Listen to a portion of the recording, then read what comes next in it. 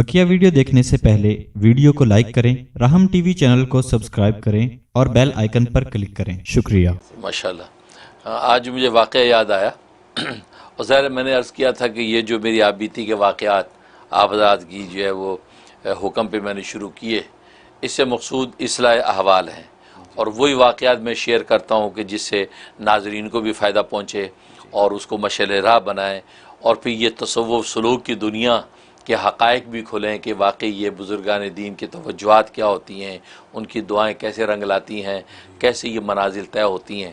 तो ये मेरा मकसूद होता है। ज़ाहिर है कि पहले बुज़ुर्गों के वाक़यात तुम शेयर करते ही हैं, लेकिन अपने ख़ुद बीते हुए वाक़यात ज़ाहिर है कि इंसान उसमें मुशाहदा भी, इंसान ख़ुद उसका तजर्बा भी कर रहा है, तो ये ज़्यादा फिर लोगों को इफ़ेक्टिव होते हैं और ज़ाहिर चाहने वाले इससे लुत्फ़ भी लेते हैं। तो ये वाक़या मुझे याद आया कि ज़ाहिर है कि तसव्वुफ़ की दुनिया में शेख की तवज्जो, मुर्शिद की तवज्जो बड़ी चीज़ होती है। ज़ाहिर है कि बुज़ुर्ग फरमाते हैं ना, एक मुर्गी जो है वो अपनी सोबत में अंडे रखती है और उस पर तवज्जो करती है, उस पर अल्लाह तबारक व तआला बच्चे निकाल देते हैं, 21 डेज़ में बच्चे निकल आते हैं। तो एक पीरो मुर्शिद वो रूहानी तवज्जो कर अपनी मुरीद पर, तो क्या इस्लाह अहवाल तब्दील नहीं होंगे? वाकई वो जो है ना, उसके अंदर भी जो है ना मार्फत इलाही की जो है ना वो तरक्की होने लगती है, खिड़कियाँ खुल जाती हैं। ये वाक़या 92 का या 3 का गालिबन। हर साल पाकिस्तान में आप जानते हैं कि चनाब नगर, जिसको ये कादियानियों ने रब्वा नाम रखा हुआ है, जो इलाका जो रब्वा ख़ास उनका, तो मुसलमानों ने उसका नाम रखा है चनाब नगर। तो चनाब नगर उससे साथ ही वो इलाका है जो मुसलमानों ने आबाद कर रखा है। तो वहाँ हर साल आलमी मजलिस तहफ़्फ़ुज़ ख़त्म नबूवत पाकिस्तान, इनकी जो कॉन्फ्रेंस होती है, ख़त्म नबूवत कॉन्फ्रेंस हर साल। तो ज़ाहिर है कि मैं हज़रत शहीद इस्लाम मौलाना मोहम्मद यूसुफ़ लुधियानवी शहीद रहमतुल्लाह अलैह ये नायब अमीर मरकज़िया थे आलमी मस्जिद ख़त्म नबूवत के, और मैं उन्हीं के साथ जो है आलमी मस्जिद ख़त्म नबूवत के दफ्तर में उनके साथ ही काम करता था। और ज़ाहिर है कि रिश्तेदारी भी हो गई, ताल्लुक़ भी कायम हो गया। तो वो रब्वा कॉन्फ्रेंस में जाना था, तो हज़रत ने कहा भी चले भी, तो हम ये वो कॉन्फ्रेंस में हम गए। अब जब वो कॉन्फ्रेंस में हम पहुँचे तो वहाँ फैसलाबाद गए। फैसलाबाद में जो हज़रत के बड़े एक चाहने वाले थे राना फ़ज़ल मोहम्मद साहब।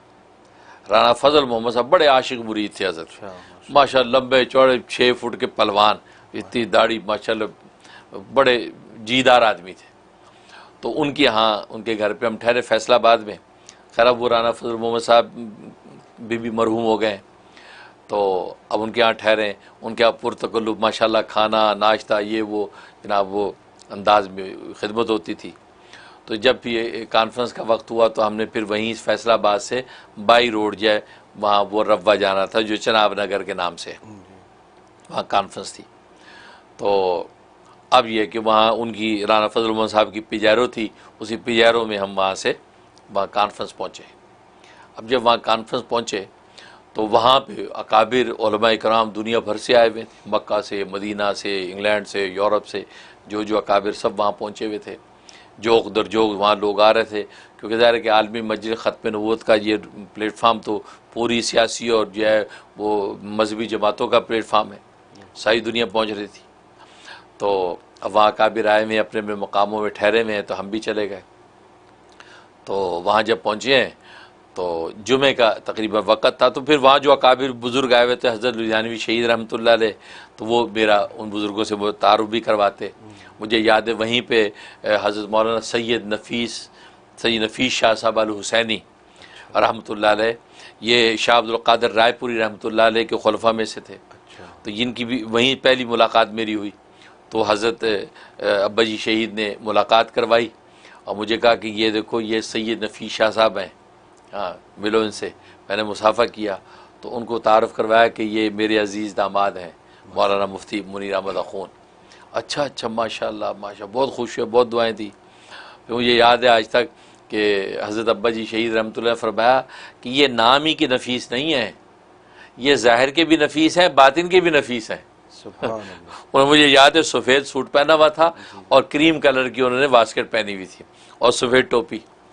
तो और ये वो सैयद नफ़ीस शाह साहब जो पाकिस्तान के सबसे नंबर 1 ख़त्तात थे, खुशखती, जो आज भी बड़े बड़े जो उनके ऐसे तोगरे जो है वो दरूद शरीफ के ये सही नफीस नाम का नीचे साइन होता है, ये उनके हैं। और वो पाकिस्तान में सबसे टॉप वो खुश नफीस हो, उनको अवार्ड भी मिला हुआ है।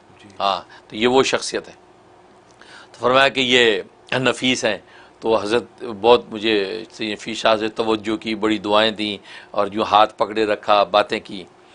वहीं मेरी मुलाकात हुई हज़रत इमामुल औलिया हज़रत मौलाना अहमद अली लाहौरी रहमतुल्लाह अलैह के पोते हज़रत मौलाना अजमल कादरी साहब। अजमल कादरी साहब दामद बरकात आलिया, वो तो हयात हैं। तो ये मौलाना उबैदुल्ला अनवर साहब रहमतुल्लाह अलैह के साहबजादे, इनसे वहीं मुलाकात मेरी हुई। और इसी तरह और बड़े बड़े अकाबिर बुज़ुर्ग वहाँ आए हुए थे। अल्लामा डॉक्टर खालिद महमूद साहब इंग्लैंड वाले, ये भी आए हुए थे। इनसे भी वहीं पे मुलाकात हज़रत ने करवाई, उनसे मुलाकात वहाँ हुई।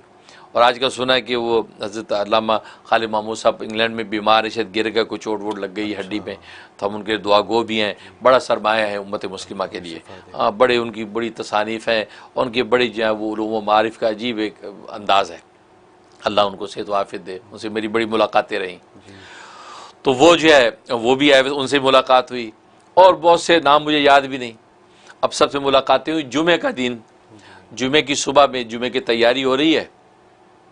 तो तकरीबन 12 बजे के करीब तो आलिम मजीद तहफ़्फ़ुज़ ख़त्म नबूवत के नाज़िम आला जो अभी भी हयात हैं और हज़रत मौलाना यूसुफ लुधियानवी शहीद रहमतुल्लाह अलैह के खलीफा भी हैं, मौलाना अज़ीज़ुर्रहमान, मौलाना अज़ीज़ुर्रहमान साहब जलंधरी, ये मौलाना मोहम्मद अली जलंधरी रहमतुल्लाह अलैह जो है वो आलिम मजीद ख़त्म के बानियों में से और अल्लामा नवाज़ कश्मीर के शागिर्दों में से उनके साहिबजादे हैं।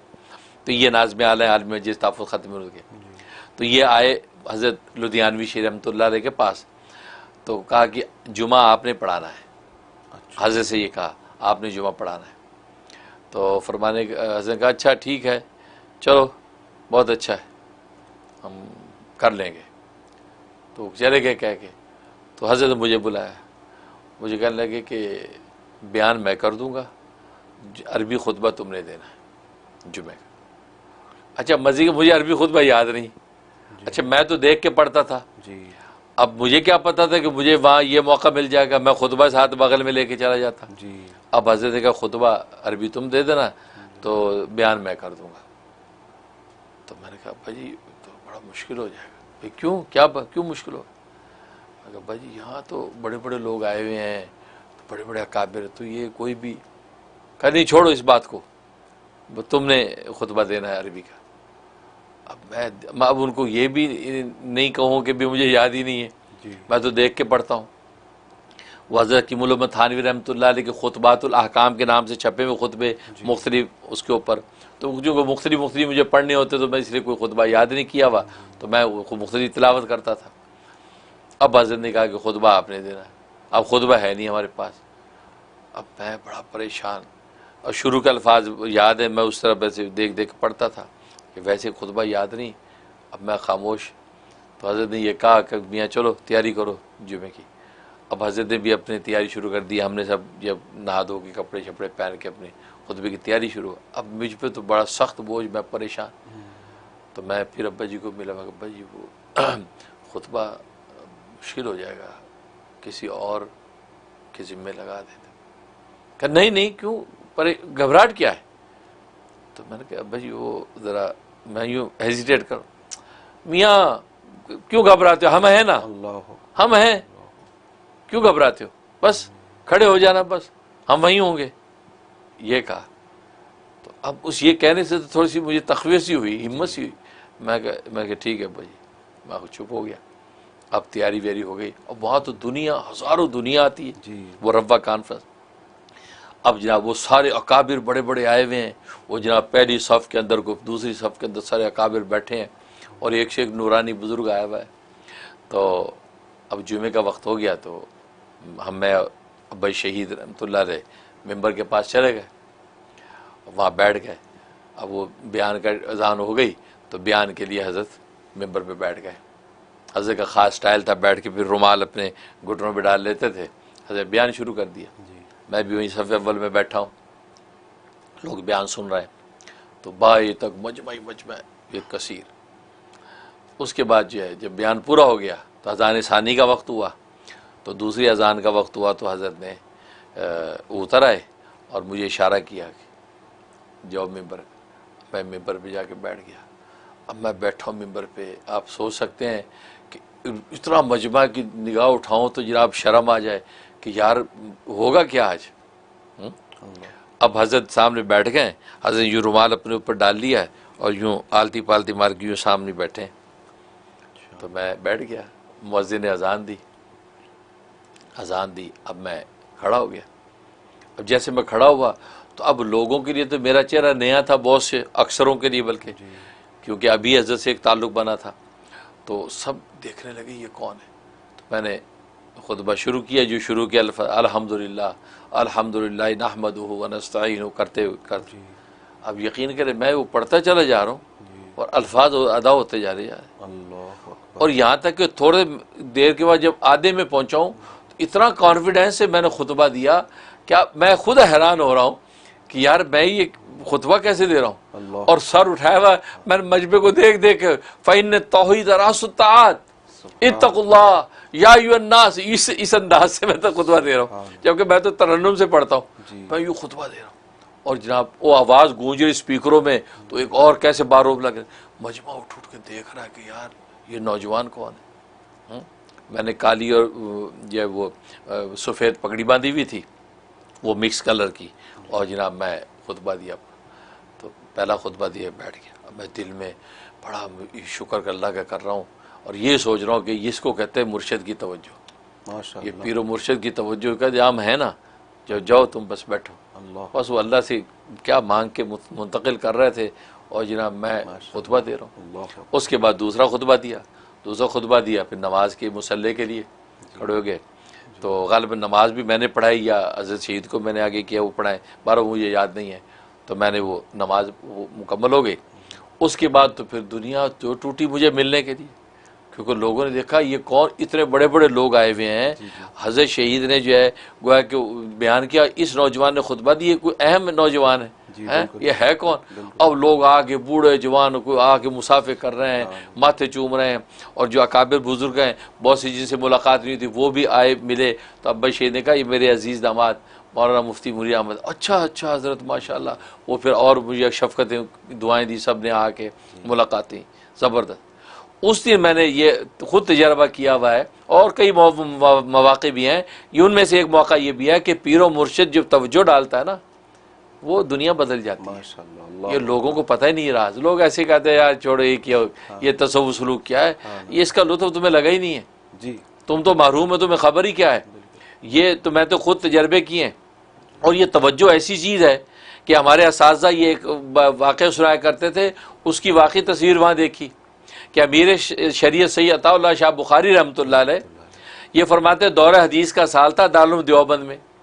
अल्लामा अनवर शाह कश्मीर रहमतुल्लाह अलैह बुखारी पढ़ा रहे हैं, ये उनके शागिर्द हैं। अच्छा, तरतीब होती थी कि इबारत बुखारी की तुमने पढ़नी है, आज तुमने पढ़नी है, आज तुमने पढ़नी है। तो अताउल्लाह शाह बुखारी रहमतुल्लाह अलैह फरमाते हैं मेरी बारी थी उस दिन इबारत पढ़ने की, और मैंने इबारत हल नहीं की हुई थी, क्योंकि जलसे जुलूसों का मैं आदमी था, तो कहीं जलसे जुलूसों तहरीकों में घूम रहे थे, और सुबह सबक में बैठ गए। अब सबक में बैठ गए, अब वो जब नाम आया तो मेरा नाम अताउल्लाह का बुखारी का नाम आ गया जी, पढ़ो भी इबारत। अब अल्लामा अनवर शाह कश्मीरी जैसा मुहद्दिस के 1000 साल में ऐसा मुहद्दिस कोई नहीं आया है, लाखों हदीसों का हाफिज। अब उन्होंने कहा जी पढ़ो। तो खुद सैयद अताउल्लाह शाह बुखारी रहमतुल्लाह अलैह फरमाते हैं अब बुखारी खुली हुई है, और मैंने कहा ये देख रहा हूँ मसलन बाबुल वुज़ू मैंने पढ़ा, बाबुल ईमान पढ़ा, ये बोला किताबुल ईमान। अब लेकिन वो कहता आगे मुझे कुछ बोला ही ना जाए, क्योंकि इबारत हल ही नहीं की, समझ ही नहीं आ रही। बी क़ाला हद्दसना फलान इब्न फलान अटक रहा।